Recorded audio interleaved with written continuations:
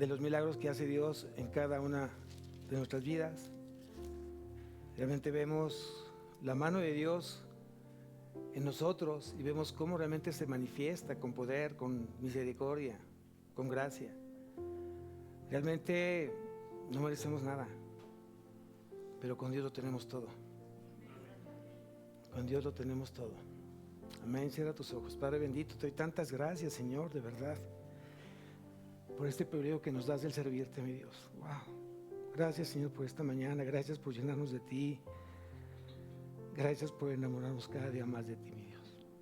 Que a través de tu palabra, tu preciosa palabra, Señor, siga transformando nuestra vida, siga transformando, siga cambiando este corazón de piedra por un corazón como el tuyo, un corazón de carne, sensible, receptivo a ti, receptivo a tu palabra, deseoso de hacer tu preciosa voluntad, Señor. Yo no puedo hacer nada si no es a través de ti, Señor. Estoy imposibilitado, estoy lisiado, Señor, pero contigo todo lo puedo, Señor, porque me fortaleces. Bendice, Señor, este lugar, bendice cada corazón, bendice cada familia, Señor. Sé tú a través de tu Espíritu Santo que siga reanimando, Señor, cada espíritu de mis hermanos, que vivan confiados plenamente en ti, esperanzados de que tú sabes y que tú comenzaste la buena obra en ellos. Haz tu perfecta voluntad, Señor, en este lugar. Exáltate, Señor, glorifícate a través de nosotros, en Cristo Jesús. Amén y amén. Tomen asiento.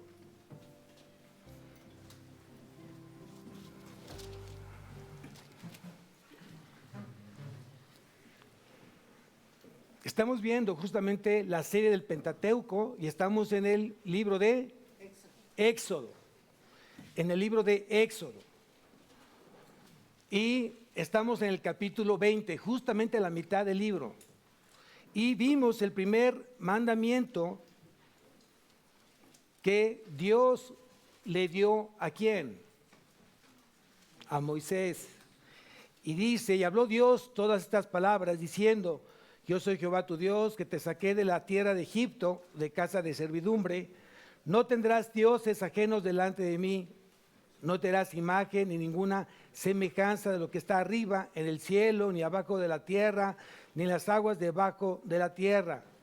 Ni te inclinarás a ellas, ni las honrarás, porque yo soy Jehová tu Dios, fuerte, celoso, que visitó la maldad de los padres sobre los hijos hasta la tercera y cuarta generación de los que me aborrecen. Y hago misericordia a miles, a los que me aman y guardan mis mandamientos.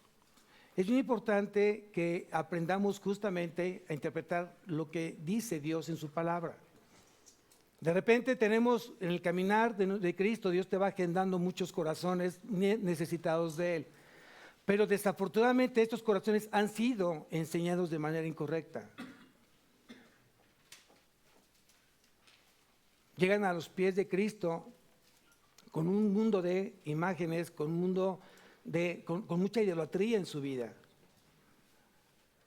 Sin embargo, tenemos que ser lo suficientemente prudentes y sabios de cómo manejar justamente la fe de ellos. No puedes enseñorearte de la fe tuya, porque tú conoces la verdad, conoces la luz, y porque ellos no la conocen, no puedes tú criticar, ni juzgar, ni señalar su fe. Es muy importante eso. Si realmente quieres que los corazones sean ganados a Cristo, tienes que ser sabio y prudente. Quiero que me acompañes, pon una marca ahí a Éxodo, vamos a regresar a Éxodo, y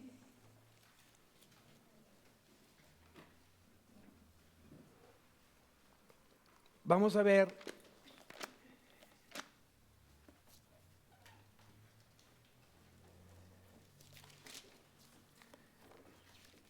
cuando de repente no logramos entender bien esta parte de las Escrituras, a veces no podemos dar un buen consejo. En Romanos capítulo 14, versículo 1, y anótalo por favor. Es bien importante que tú vayas creando justamente tus apuntes para evangelizar, para compartir a quien tengas cerca de tu vida. Dice aquí en Romanos capítulo 14, dice: recibid al débil de la fe. Recibid al débil de la fe. No lo deseches, recíbelo. No porque no crea en lo que tú crees, no porque no se entregue plenamente como tú has entregado a Cristo, significa que hay que desecharlo. No, está en ese proceso justamente de conocer al Cristo al que tú amas y al cual tú obedeces. ¿Quién dice amén? Luego aquí dice entonces, recibir al débil en la fe, pero no para contender sobre opiniones. Cuando alguien llega con otra enseñanza doctrinal, cuando él llega a acercarse a Dios con creencias completamente distintas o opuestas a lo que dice la palabra, vuelvo a repetir, no te da el derecho de juzgar, ni criticar, ni señalar su fe.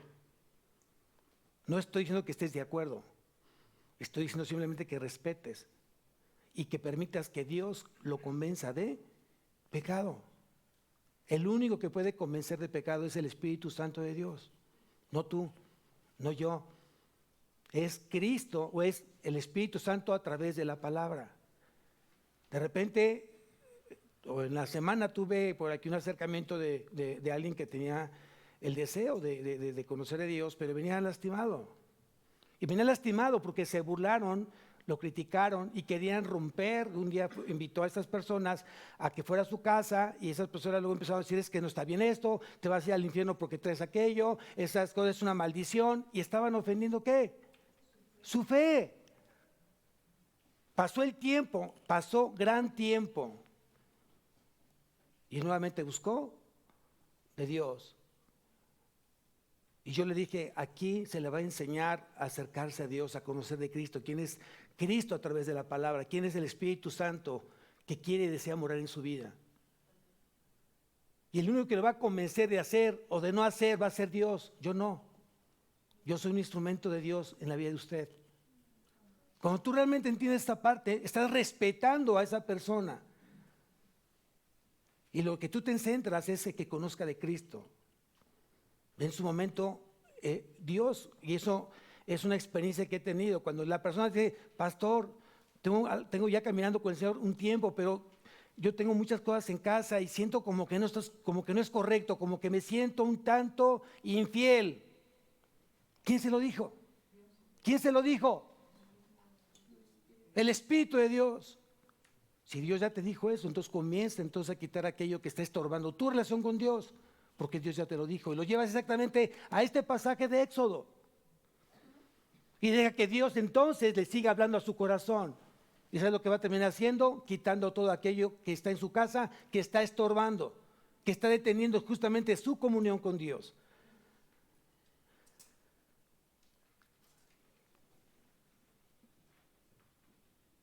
Dios prohibió que hiciéramos imagen de todo, de lo que está en los cielos, de lo que está en la tierra y de lo que está debajo de ella.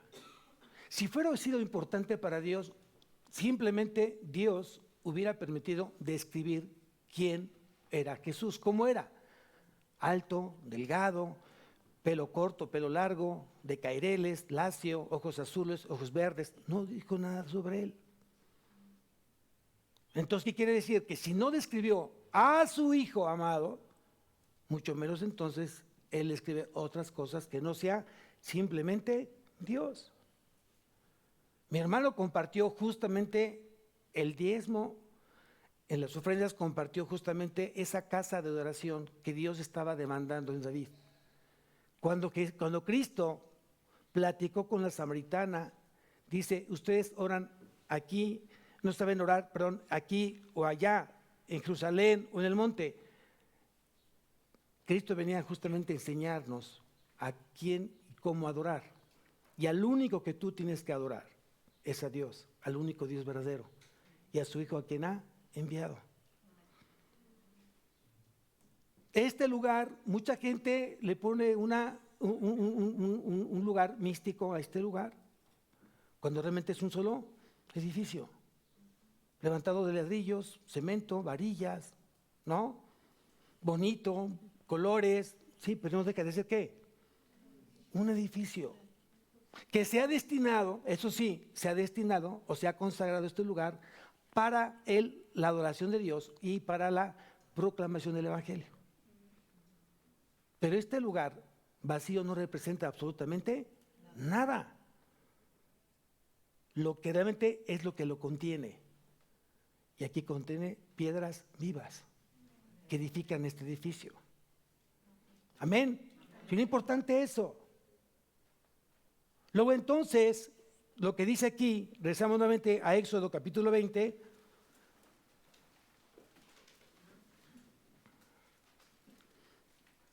Versículo 4, no te harás imagen ni ninguna semejanza de lo que esté arriba en el cielo, ni abajo en la tierra, ni en las aguas debajo de la tierra. No te inclinarás a ellas, ni las honrarás, porque yo soy Jehová tu Dios, fuerte, celoso, que visitó la maldad de los padres sobre los hijos hasta la tercera y cuarta generación de los que me aborrecen. ¿Qué hay? A ver, pregunta, porque mucha gente dice, es que Dios tuvo mamá, y Dios no tuvo mamá. Quien nació a través de una mujer y fue su madre fue Jesús, en su parte humana. Pero como Dios no hay tal cosa de que Dios haya tenido una mamá. Es importante eso. De repente dicen, es que los hermanos protestantes, los evangélicos, o sea, nosotros, los separados nos dicen, ¿no? Es que no aman a la madre de Jesús. ¿Y quién dijo eso? Que no. La admiramos, la amamos, la reconocemos, la respetamos, mas no la veneramos, ni la adoramos, ni tampoco se convierte en una intercesora de nosotros. Porque es una persona común y corriente como tú y como yo, con un llamado especial de Dios, porque fue la mamá de su hijo. Permitió que ahí se anidara Jesús. Y eso lo reconocemos. No hay que haber sido una mujer que cumplió lo que haya sido para Dios, dijo ahí, o simplemente fue por gracia, ni siquiera que haya tenido ciertas condiciones, simplemente a lo mejor fue por gracia que le tocó a María. Obviamente una mujer entregada, conocedora y celosa de las cosas de Dios, por supuesto que sí, no fue cualquier mujer. Entonces, de eso a que no le amemos y reconozcamos, por supuesto que sí lo hacemos. Pero sabemos que el único intercesor o el único mediador entre Dios y los hombres, Jesucristo, hombre. Anótalo ahí, primera carta a Timoteo, capítulo 2, versículo 5, lo dice ahí. O primera carta de Juan, capítulo 2, versículo 1 y 2, ahí lo dice exactamente, el único mediador entre Dios y los hombres, Jesucristo, hombre, es el único abogado autorizado por Dios para los hombres. Entonces Dios prohíbe que hagamos imagen y semejanza de toda la creación. Y aquí obviamente es un recordatorio de que Dios es espíritu. Aquí todos nos unimos a adorar, pero no en lugar, sino en espíritu. Por eso ahorita la alabanza, ¿quién tomó el control de la alabanza en este momento? Fue el Espíritu. Y muchos de nosotros fuimos llevados a la presencia de Dios. Y por eso nos derramamos en esa intimidad. Sentimos esa intimidad, ese acercamiento entre Dios y nuestro corazón. Enamórame más de ti, Señor. Cuando tú le dices eso al Señor, desde aquí, Dios comienza justamente a hacerlo.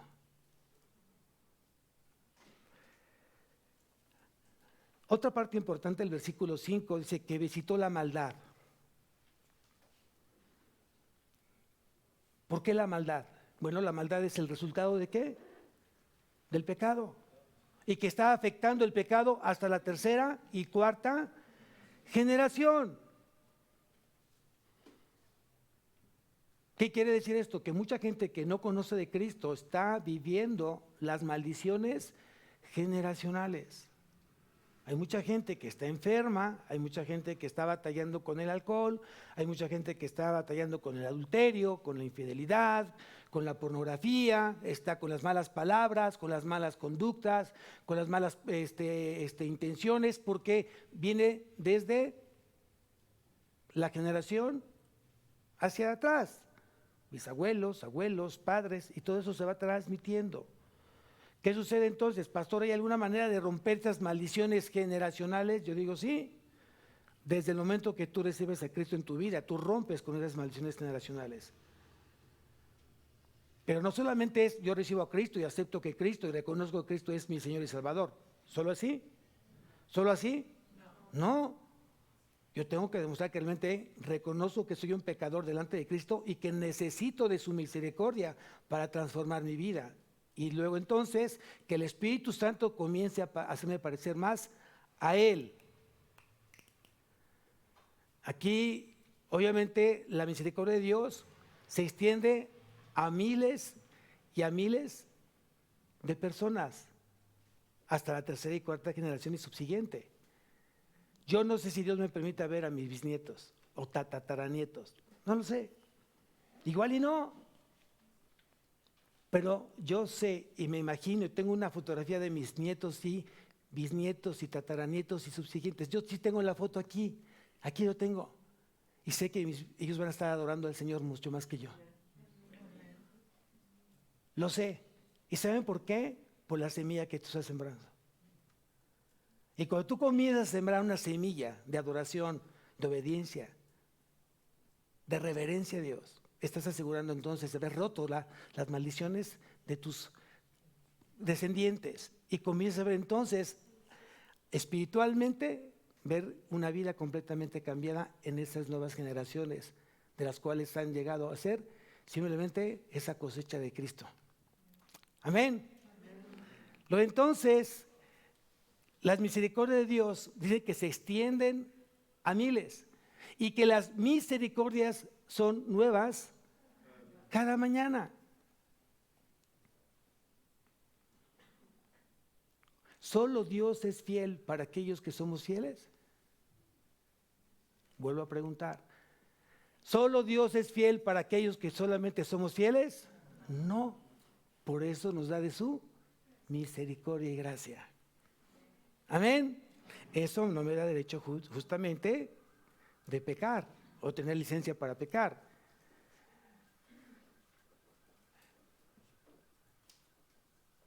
En el versículo 6 dice: y hago misericordia a millares, a los que me aman y guardan mis mandamientos. Aquí sí quiero ser muy puntual. Existe la misericordia común, que es para los convertidos o no convertidos, para los creyentes y no creyentes. El sol sale. ¿Saben cómo se llama eso? Misericordia común. ¿El oxígeno para quién es?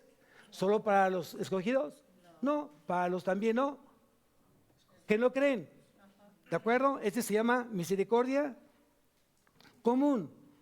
Entonces, esa misericordia se va extendiendo, esa misericordia común se va extendiendo a toda la humanidad. El que tengan alimento, el que tengan médico, el que tengan medicamentos, el que tengan una casa, el que tengan un viaje, el que tengan algún bien material, todo eso es misericordia común. Sin embargo, para los que sí creemos, para los que sí nos esforzamos por obedecer, entonces Dios nos da de su total gracia. Él da mayor gracia a los... ¿Cuántos humildes hay acá? No, es bien importante eso. Él da mayor gracia ¿a quiénes? A los que hemos pasado justamente de la soberbia a la humildad y que estamos trabajando en ello. No quiere decir que ya somos 100% humildes, pero estamos esforzándonos por lograr ser mansos y humildes de corazón como nuestro Señor Jesucristo. Ahora bien, vamos al versículo 7 y aquí entramos al tercer mandamiento. Versículo 7: no tomarás el nombre de Jehová tu Dios en vano, porque no dará por inocente Jehová al que tomare su nombre en vano. Quiere decir que entonces Dios prohíbe utilizar su nombre. ¿Al servicio de qué? Tú no puedes tomar el nombre de Dios en vano al servicio de tu incredulidad. Porque hay mucha gente que dice: te lo juro por Dios. ¿Has escuchado esa frase? Te lo juro por Dios que yo estoy diciendo la verdad. ¿Sí? ¿Por qué un hijo de Dios no dice te lo juro por Dios? Fíjense bien, quiero que entendamos, no quiero que se confunda que estoy diciendo que tienes que decir que te lo juro por Dios para que te crean. No. Si un hijo de Dios dice Te lo juro por Dios que hoy estoy tratando de ser como Cristo. ¿Está bien dicho? No. ¿Por qué? Porque nosotros, los hijos de Dios, hemos aprendido a que nuestro sí sea sí y nuestro no sea no. Y no necesitamos entonces jurar. El problema de muchos es que su sí es no y su no es sí. Cuando se comprometen a hacer algo diferente, cuando dicen, ahora sí lo voy a hacer, cálmate Juan y el lobo, o Pedro y el lobo, ¿no? ¿No es cierto? Ahora sí, cuando tú decides decir la verdad, ya la gente ¿qué? No te cree, porque por muchas veces tú fallaste en tu fidelidad. Y ese es un mal de muchos. Hay mucha gente que ya por hábito, o muy mal hábito, jura muchas veces, pero sigue haciendo exactamente lo mismo, sigue fallando. Y cuando realmente ahora sí viene el lobo, la gente que dice, hombre, ya ni le creas, ¿no es cierto? Pero fue una imagen que la misma persona se ha creado por su falta de fidelidad, de convicción, de formalidad en las cosas. Para mí es muy fuerte que a un hijo de Dios le diga es que tú eres un mentiroso. No sé cómo te sientas tú, pero si alguien te dice eres un mentiroso, no sé cómo te sentirías. O alguien te puede decir, sabes que no creo en ti, siendo hijo de Dios, ¿qué sentirías? A mí no me gustaría que me dijeran eso. Tal vez antes sí. Y yo decía, no me importa. No me interesa lo que tú piensas de mí, aunque sea cierto lo que dices, no me interesa. Pero ahora sí me interesa mucho, que si alguien no cree en mí, para mí eso es muy fuerte, porque estoy quedando mal a Cristo, no a mí, estoy dejando mal a Cristo en mi vida. Entonces hoy tienes que aprender justamente a que tu sí sea sí y tu no sea no. Entonces es tremendo el que tú quieras apelar a Dios basado en una falsedad, basado en una hipocresía tuya. Cuando tú digas, soy un hijo de Dios, acuérdate lo que estás diciendo y a quién estás poniendo como aval. No, ten mucho cuidado, porque eso también se convierte en tomar el nombre en vano. Y vuelvo a repetir, no es que tú seas una persona perfecta, sino que lo reconozca. No soy perfecto, pero me estoy esforzando por ser una persona que agrade a los ojos de Dios y no que dale mal a nadie. Tenemos que ser muy, muy responsables hoy todos los cristianos, los hijos de Dios. Vean lo que dice Efesios capítulo 4, versículo 1. Ponle una marca nuevamente a Éxodo, porque vamos a regresar a Éxodo. Nos vamos a llevar varios domingos, yo creo, no es un par más o un domingo más, porque necesitamos ir entendiendo cada mandamiento, cómo aplica hasta el día de hoy esos 10 mandamientos en nuestra vida como cristianos. Efesios capítulo 4, versículo 1.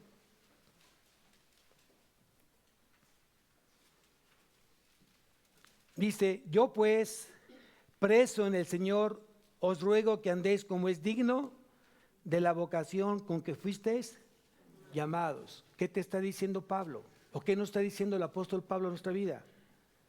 ¿Cuál es tu vocación? Cristiano.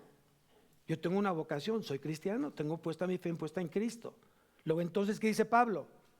Entonces tienes que caminar, tu vida, tu estilo de vida tiene que ser digno a los ojos ¿de quién? De Cristo. Por eso estamos hoy todos orando y esforzándonos por ser una iglesia cristocéntrica. Dios, a través de su Hijo, nos ha hecho luminares, o somos hoy luz, o somos hoy sal. ¿A través de quién? De Cristo. Cuando dice Jesús que tienes que ser sal, te vas entonces a las propiedades de la sal. Y la sal tiene muchas propiedades, pero voy a nombrar 3. La sal produce sed. Tú como hijo de Dios y como eres sal en el mundo, tienes que producir ¿qué? sed de la palabra, que mucha gente busque de Dios, conozca de Dios, tenga esa sed de Dios, porque tú produces justamente eso en ellos. Otra de las propiedades de la sal es antiséptico. ¿Qué significa? Cuando tú le pones sal a un bistec o a un pescado, ¿qué es lo que no permite la sal? Que se eche a perder. Entonces quiere decir que tú, siendo sal, no permites que la corrupción se extienda. Que cuando llega la corrupción en ti, la rechazas y enseñas que lo que está haciendo, lo que se está diciendo no es correcto a los ojos y oídos de Dios. Te conviertes entonces en antiséptico espiritual. Y otra característica de la sal es que le da sazón o le da sabor a los alimentos. ¿Qué quiere decir? Que como cristiano tienes que enseñar que la vida cristiana no es aburrida. Para nada es aburrida. ¿Cómo estás? Bien, hermano, ¿y usted cómo está? No, muy bien, gracias a Dios. ¿Y tú cómo estás? Cuando la gente nota que siendo cristiano te ríes, ¿no? Te puedes llevar bien con todos, respetando y teniendo mucho cuidado con la gente que no comparta tu fe. Entonces dices, pues yo pensé que era aburrido. No. Lo que pasa que obviamente que hoy vemos la vida de una manera completamente diferente, pero yo me río, me sé reír, sé cantar, ¿no? Sé platicar, sé convivir, ¿no? O sea, eso es lo que tenemos que aprender. La sal dando un sabor diferente a los alimentos.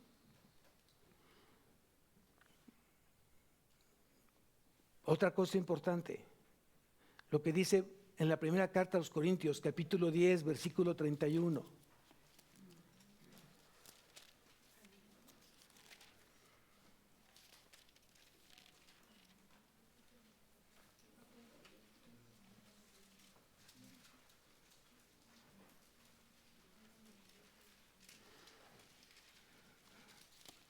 Primera de Corintios, capítulo 10, dice, si pues coméis o bebéis o hacéis otra cosa, hacedlo todo para la gloria de Dios. Entonces todo lo que tú hagas, todo lo que tú digas, todo lo que tú demuestres que sea para la gloria y honra de nuestro Señor Jesucristo. ¿Dios es celoso? Aquí lo dice que es un Dios celoso. Pero mucha gente dice, oye, pero los celos no son malos. Claro. Pero ¿por qué Dios entonces es celoso? Porque es un celo santo. ¿Cómo es eso? Claro, como en Dios no hay maldad, los celos que Él tiene son santos. Están dirigidos hacia sus seres que ama, que somos nosotros sus hijos, y que no está dispuesto a compartirnos con nadie, a no ser que sea Él. El celo del ser humano es completamente incongruente o contrario a la palabra. ¿Por qué? Porque el celo viene del hombre de un corazón lleno de pecado y de maldad. Los celos hablan de inseguridad. Y yo pregunto, ¿tienes un Dios inseguro?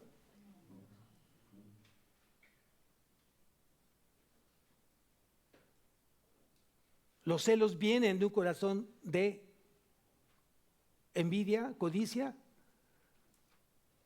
No te quiero compartir con nadie, ni con mis hijos te quiero compartir. Yo pregunto, ¿son buenos celos? No. Hoy tengo celos hasta de mis hijos. ¿Es correcto? Tengo celos de tus papás. ¿Es correcto? Es inseguridad. Y muchas veces caemos justamente en esa parte. Los celos del hombre obviamente no son agradables a Dios, pero Dios es un Dios celoso porque es un celo ¿qué? Santo. Y no quiere compartirnos justamente con nada que nos pueda separar de Él. Amén. Vamos a ver entonces, regresamos nuevamente a Éxodo.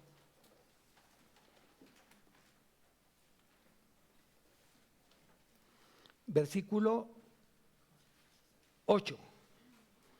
Y aquí entra el cuarto mandamiento. Dice, acuérdate del día de reposo para santificarlo. Pregunta, ¿es vigente este mandamiento? ¿Es vigente este mandamiento? Vamos a ver lo que dice, ¿no?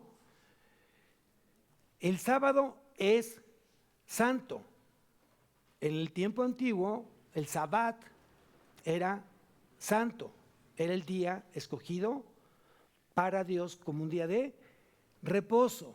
La palabra Sabbat, si quieres anotarlo, la palabra Sabbat significa descanso o relajamiento.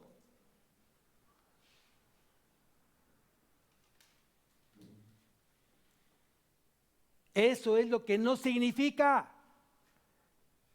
No significa descanso, ni significa relajamiento, porque mucha gente piensa que el sábado es justamente para descansar. Es para relajarme. Y no, lo que significa la palabra Sabbat, significa es cesación de trabajo. Cesación de trabajo. Dios ya no trabajó, cesó su obra justamente hasta el día sexto. Y el séptimo ya no hubo más que hacer, ya todo lo creado ya había sido creado. Ya no dijo, ay, se me olvidó esto, ay, espérame, entonces, no.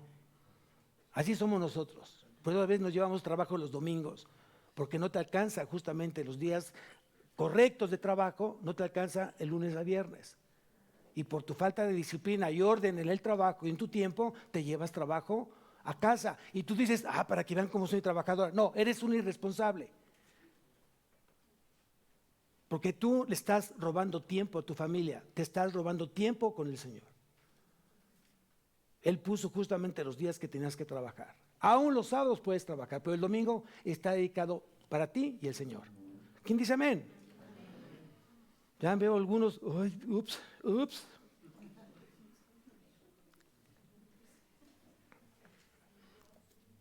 Dice, ¿cómo inicia el versículo? Acuérdate del día de reposo. Implica que es muy fácil descuidar ese día. Por eso tiene que Dios recordarnos, acuérdate, ¿no? Acuérdate que es un día ¿qué? Santo, apartado ¿para quién? Para Dios. Algo que tenemos que seguir aprendiendo es que debemos de mantener justamente, sí, este día, hasta el día de hoy, lo tenemos que tener en nuestro corazón. Vamos a ver que el Sabbat ya no es el sábado para el cristiano. ¿Y por qué no, pastor? Porque esto fue Antiguo Testamento. Y luego, vamos a ver por qué es ahora los domingos. ¿Por qué los domingos es el primer día de la semana? Primeramente, porque el domingo fue el primer día el cual Cristo resucitó. Él resucitó después del día de reposo. ¿Cuál es el día de reposo antes? Luego, entonces, ¿cuándo resucitó Cristo? El domingo. Por eso nosotros hoy festejamos, celebramos como primer día de la semana a Cristo, porque fue Él resucitado justamente el primer día de la semana, que es domingo. ¿Hay otra razón, pastor? Sí, hay otra razón. ¿Cuándo fue derramado el Espíritu Santo? Hasta el día 50, Pentecostés, día 50. Quiere decir que exactamente el día 1 fue de la resurrección de Cristo hasta su ascensión. ¿Cuántos días pasaron? Ya están haciendo cuentas con los dedos, sacan calculadora, no se preocupen. Vamos a ver qué dice Hechos, capítulo 1. Dejamos una marca en Éxodo, porque rezamos a Éxodo, y vamos a Hechos. Es importante que tú eso lo tengas ya anotado para que cuando alguien te lo pregunte, tengas el argumento correcto de por qué los domingos para los cristianos es el día de reposo. Dice en Hechos capítulo 1,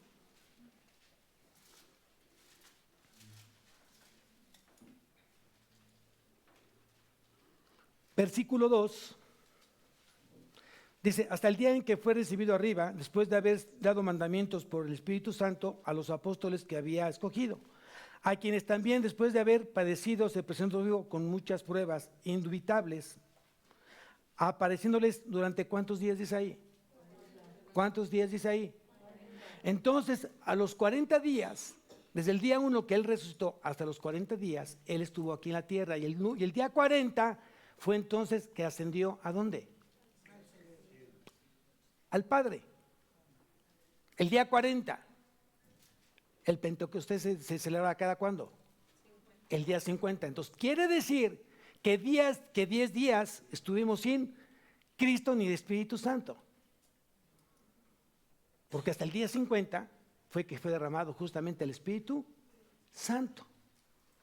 Fue entonces el día de reposo, domingo. Después del día de reposo fue cuando descendió el Espíritu Santo. Se celebra justamente así. El día de Pentecostés sea justamente después del día de reposo. ¿Hay otra razón por qué festejamos o por qué iniciamos el primer día de la semana, domingo? Sí. Además de que Cristo resucitó el primer día de la semana, que es domingo, además que el Espíritu Santo fue derramado el día domingo, la iglesia nació el domingo. Amén. Entonces ahí tenemos justamente el por qué festejamos nosotros o consideramos que el primer día de la semana es domingo. Y este día está dedicado ¿a quién? Al trabajo, al negocio, a los clientes, a los pacientes. ¿A quién está? A ver, vamos a entender esta parte. Tú vienes hoy con el deseo de que Dios sale a tu vida, te llenas de la palabra, sales y te la sigues pasando con Dios a través de tu familia. No es que ya cumplí y ahora sí entonces saca la computadora, tráeme esto, tráeme el cafecito. No, es un tiempo de reposo. Pero un reposo de no descanso, sino de no estás cesando de trabajar durante los días que tienes de trabajar y el día domingo no haces lo que tú haces durante el lunes, martes, hasta el sábado o viernes, depende de cómo sea tu semana de trabajo. Y el domingo te dedicas específicamente a Él. Ahora bien, aquí en Éxodo, regresamos a Éxodo, quiero que notes algo. Versículo 9. 6 días trabajarás y harás toda tu obra, mas el séptimo día es reposo para Jehová tu Dios. No hagas en él obra alguna, tú, ni tu hijo, ni tu hija, ni tu siervo, ni tu criada, ni tu bestia, ni tu extranjero que está dentro de tus puertas. ¿Qué logramos ver aquí en estos dos pasajes? Aquí no se nombra el día Sabat. Obsérvalo, no se nombra el día Sabat. Simplemente te dice 6 días trabajarás. Entonces sigue aplicando eso en nosotros. Sigue aplicando en nosotros. ¿Cuántos días trabajas? 6 días. Tal vez laboralmente o empresarialmente o negocio trabajas de lunes a viernes. Algunos que trabajan de lunes a sábado. Pero son 6 días. El séptimo día es dedicado completamente al Señor, como este día. Entonces ahí esto es muy, muy, muy, muy importante. Seguimos leyendo. Versículo 11, porque en 6 días hizo Jehová los cielos y la tierra y el mar y todas las cosas que en ellos hay, y reposó en él el séptimo día. Por tanto Jehová bendijo el día de reposo y lo santificó.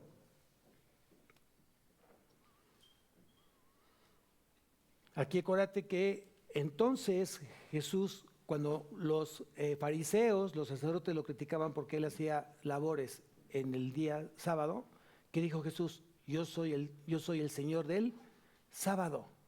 ¿Qué quiere decir? Pues era Dios, Él manda.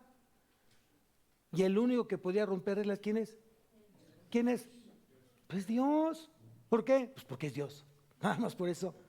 No, nada más por eso Él puede romper cualquier regla porque Él es Dios. ¿De acuerdo? Él puede hacer que nosotros en este momento flotemos.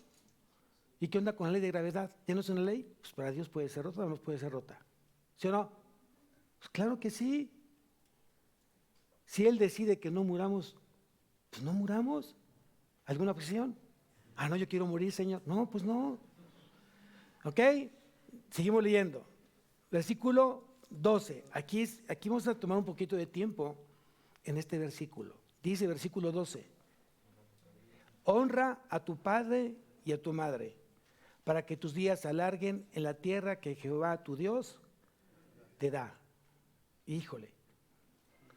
Este es un buen mandamiento porque Dios fue muy enfático en muchos versos de toda la Biblia. Hay muchos versos que hablan justamente de honrar a nuestros padres. Ayer, justamente para los que no supieron, tuvimos la dicha, el privilegio de honrar a nuestros adultos mayores. No a los abuelos, porque sí, o sea, no fue específicamente los abuelos, porque dijeron, y en agosto no, en agosto va a haber su fiesta para los abuelos. Pero la idea era festejar, celebrar, reconocer, honrar a nuestros adultos mayores. Creo que es un mandato, aquí está, es un mandato de Dios hacia la iglesia. Tenemos que aprender a honrar a nuestros adultos mayores, reconocer quiénes son ellos y quiénes somos nosotros. Amén. Y fue algo precioso. Bueno, a mí en lo particular creo que sentí ese amor de Dios ahí reflejado en tanto los que servían, tanto los que recibían el servicio, y nos lo pasamos sumamente, ¿qué les digo? Hermosísimo. Bien, pero aquí dice, quiero que vayamos a algunos pasajes donde Dios está enfatizando que tenemos que honrar a nuestros padres. A partir de este versículo, del versículo 12, ya hay una división. Los los mandamientos anteriores es entre Dios y los hombres, o entre los hombres y Dios. ¿Sí? Aquí son mandatos justamente entre los hombres hacia Dios. Y ahora vienen los siguientes mandamientos de los hombres hacia su prójimo. Entonces, primeramente, los primeros mandamientos es el hombre en su relación vertical. Y ahora a partir de este momento es el hombre en su relación horizontal. ¿De acuerdo? Ahora bien, aquí el hombre, hablando de humanidad, hombres y mujeres, están obligados a honrar a sus padres. ¿Y qué significa honrar, pastor? Anótalo, por favor, porque mucha gente no sabe qué significa honrar.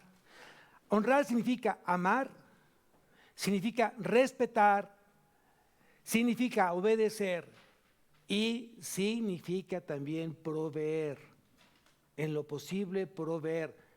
En lo total, si ya están incapacitados tus padres de recibir un ingreso y de cubrir sus necesidades primarias. Alimento, medicamentos, ropa, techo y relajamiento. Si mis papás ya no tienen el modo de cubrir estas necesidades, yo como hijo tengo toda la responsabilidad de cubrirlos en mis posibilidades. No quiere decir que le quito a mis hijos la comida y se las doy a mis padres. Pero algo que tienes que aprender es que sin dejar de dar de comer a tu familia, a tus hijos y a tu esposa, Dios proveerá en tu corazón dador para tus padres. Y nunca vas a quedar mal. Al contrario, va a dar más de lo que tú hoy esperas recibir. Amén. Vamos a ver algunos pasajes, porque son varios, que sí me gustaría como tocar, porque Dios fue enfático en honrarlos a ellos. Primeramente, Proverbios.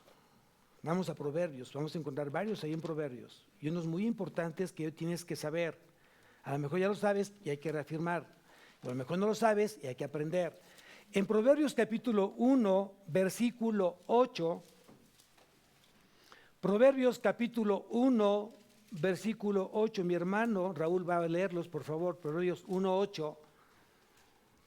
Y vea lo que dice aquí justamente el sabio Salomón. ¿Qué dice? 1:8. Amonestaciones de la sabiduría. Escucha, hijo mío, la instrucción de tu padre, y no abandones la enseñanza de tu madre. Hasta ahí. O sea, es un mandato dado ¿para quiénes? Para los hijos. No te olvides de la instrucción de tu padre y no desprecies la dirección de tu madre. Es muy importante eso. Siguiente pasaje, ahí mismo en Proverbios, capítulo 19.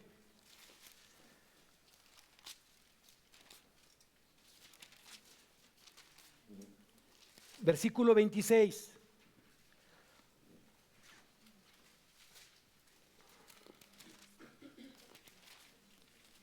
El que roba a su padre y ahuyenta a su madre, es un hijo que causa vergüenza y acarrea oprobio. Bueno, hay maneras de robarle a tu padre y a tu madre. Desgraciadamente es triste ver cómo un hijo despoja de la herencia a su padre y como ya no está en la cabeza, entonces a la mamá la mete a un asilo y allá que la atiendan. Y no que se haga cargo de la mamá en el asilo, que para empezar está mal. Como cristiano yo no llevaría a mi mamá a un asilo ni a mi padre. Dios proveerá para que yo pueda sostenerlos. No importando, ojo, no importando si tengo hermanos o no tengo hermanos. No importando si ellos quieren o no quieren contribuir al sostenimiento de mis padres. Eso es punto y aparte. Ellos darán cuenta de sí a Dios. Pero Dios me va a pedir cuenta a mí como hijo de Él. Muy importante eso. Hoy, tristemente, muchos hijos despojan de los bienes a los padres y los sacan a ellos. O esperan a que se muera el padre y la madre, quién sabe dónde queda. Se queda desprotegida. Cuando debería sentirse completamente segura como si existiera hoy su esposo o su compañero de su vida. Es bien importante eso, tienes que aprenderlo. Porque Dios te va a pedir cuenta de ello. Entonces, cuando dice aquí, el que roba a su padre y ahuyenta a su madre, ¿qué significa? O sea, no solamente te quedas con el bien, sino que desprecias y luego entonces él procurarla a ella. Pero aquí dice, ese hijo es causa de vergüenza y acarrea ¿qué? Deshonra. Oprobio significa deshonra, ¿no? Entonces ten mucho cuidado con que tú, como hijo de Dios, estés en este grupo. Sería inaudito, no sería por ningún motivo justificable ni aceptable a los ojos de Dios. El siguiente pasaje está en el capítulo 20 del nuevo libro, 20.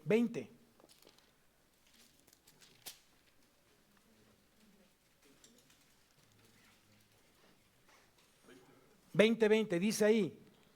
Al que maldice a su padre o a su madre, se le apagará su lámpara en la más profunda oscuridad. ¿Tú creerías que hay hijos que maldicen a sus padres? ¿Tú sabes que hay hijos que golpean a sus padres? ¿Y no te da dolor? Un fuerte dolor en tu corazón. Así sea el hombre más, o sea el padre más malo o la madre más mala, no te justifica en ningún momento el que tú puedas lastimar, ofender, lastimar físicamente o verbalmente a tus padres. Y aquí está muy claro, el que maldice a su padre o a su madre, ¿qué dice ahí? Se le apagará su lámpara en la oscuridad tenebrosa. Hay muchos hijos que hoy están viviendo en oscuridad por haber ofendido, por haber lastimado, por haber humillado, por haber golpeado verbalmente o físicamente a sus padres. Y no más podrán tener ellos bendición en sus vidas. Tú estás para hacer sal y para hacer luz. Para que tú puedas enseñar con tu testimonio cómo se deben honrar a los padres el día de hoy. Lo decíamos ayer, habrá muchos que tengan la fortuna de tener abuelos, habrá muchos que tienen todavía la fortuna de tener padres, o al menos uno de ellos. Habemos algunos que ya no tenemos papás, ¿no? Pero ¿qué creen? Sí los tenemos. En el caso de mi esposita, le doy gracias a Dios porque todavía siguen viviendo sus papás. Y sus papás son mis papás. Aquí es bien importante eso. Si Dios decidiera que mi esposa rindiera cuentas en este momento a Dios, ella tendría la plena confianza que su esposo no va a desamparar a sus padres. O viceversa. Si yo muero y mis padres están vivos, yo tengo la plena confianza que mi esposa será cargo como si fuera yo de mis padres. Eso significa ser digno de confianza. Porque mucha gente piensa, ¿qué voy a hacer si yo me voy? ¿No? Sus alimentos, sus medicamentos, su llevada a los médicos, sus terapias, ¿quién lo va a hacer si yo lo hago? No, yo creo que eso no tendría que ser. Si tienes un esposo, una esposa, tendrían que compartir la misma responsabilidad y es para gloria y honra de nuestro Señor Jesucristo. Amén. Bien importante eso. Aquí mismo en este capítulo, en el Proverbios 28, 24, ¿qué dice?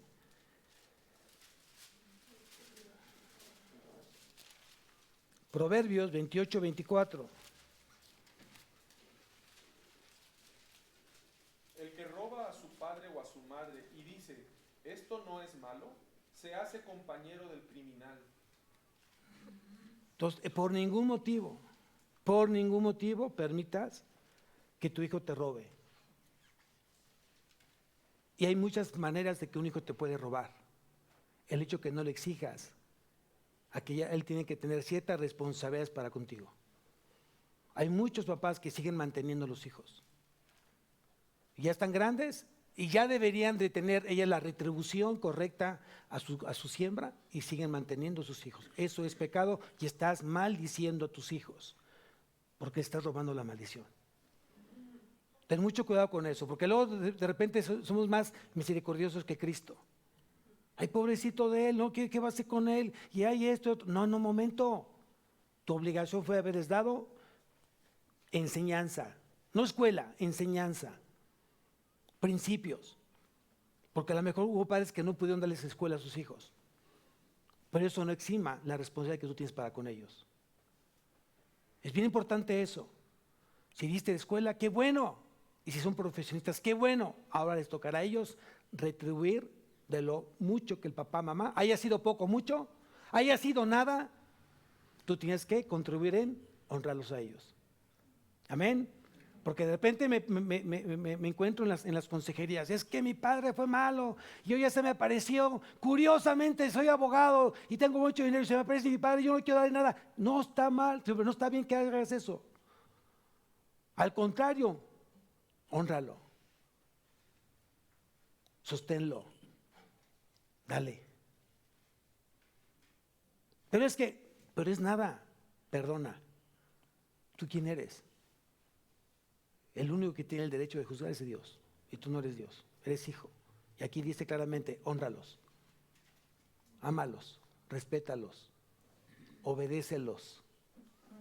En esta parte de la obediencia hago también un paréntesis. Yo obedezco a mis padres en el momento que yo sigo siendo hijo de familia. En el momento que yo ya tengo una familia y me convierto en cabeza, los voy a obedecer en ciertas cosas que no interfieran en el gobierno de papá, esposo, en mi familia.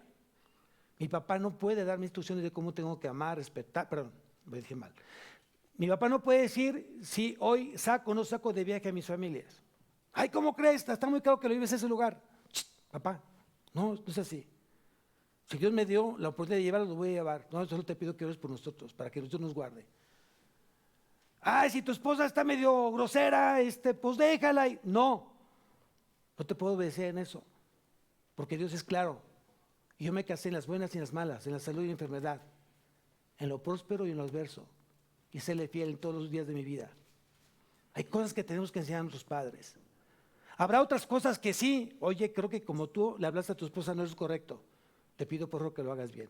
Ay, perdón, pa, sí, tiene razón. Ay, Señor, perdón. ¿Tiene razón o tiene razón? Ahí sí puedo y tengo que obedecer a mis padres. Amén. O sea, tenemos que ser aquí hay que entrar. La predicación, la segunda predicación habla de cómo aumentar mi discernimiento. Y es muy importante que tú aumentes tu discernimiento, que tengas discernimiento. En qué sí puede ser caso en los consejos y qué parte no es no aplicable en esta parte de obedecer a los padres. Es discernimiento.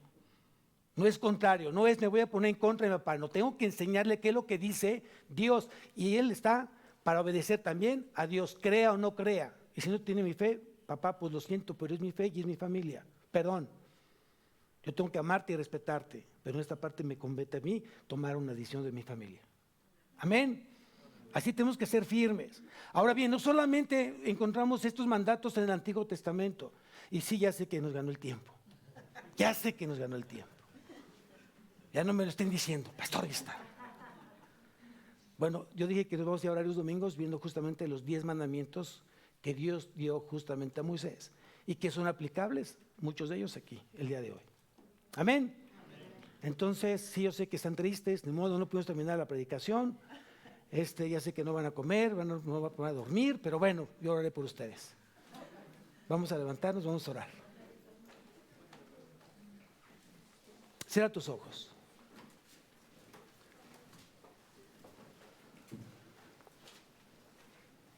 Es un tiempo donde tú tienes que reconocer si has faltado como hijo. Tienes que reconocer si has tenido ídolos y has quitado a Dios y has puesto el dinero, has puesto tal vez tu matrimonio, tal vez has puesto tus casas, tus cosas materiales en lugar de Dios.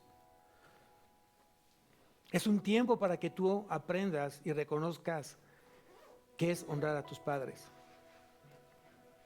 Tal vez no los tengas.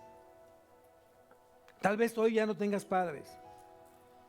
Pero si eres un hijo y si tú vives en el reino, tú sabes que en esta iglesia hay muchos adultos mayores que pueden ser tus padres y tendrías que honrarlos, amarlos, respetarlos.